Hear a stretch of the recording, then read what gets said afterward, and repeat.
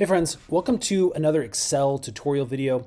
I'm using Excel for Mac, and in this version, I'm going to show you how to add checkboxes to your spreadsheets. Now, for some reason, Excel makes this a little bit hard to figure out. Once you enable a couple things, it's super simple though. So let me show you what we need to do. What we need to do is we need to come up here to Excel, right next to our little Apple symbol. We're going to click on Preferences. Now, once we're in Preferences, you're going to click on Ribbon and Toolbar.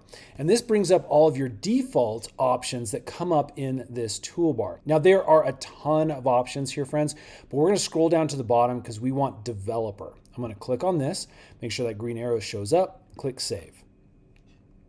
Now, let me click out of this, and once I do that, I can come over here and you're going to see a new tab available next to View called Developer. It should be on the end. I'm going to click on that, and as you can see, we have all sorts of new options, including, look at this, a checkbox.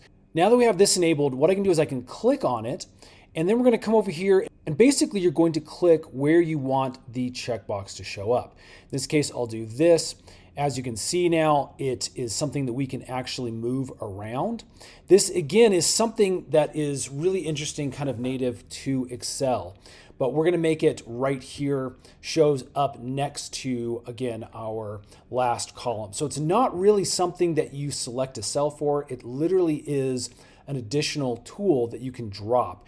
Obviously, you can see I can check the box now just by clicking it like that, uncheck, and then we can bring up the text alteration here by clicking again once in the box. Let's rename this. There we go. That is the simplest way of doing things, friends. There's all sorts of alternatives here within Excel. That's the one I found to be the easiest. Hope that helps. If it has, hit that thumbs up button. Stay tuned. We're making a ton more of these Excel tutorial videos to make your life just a little bit easier.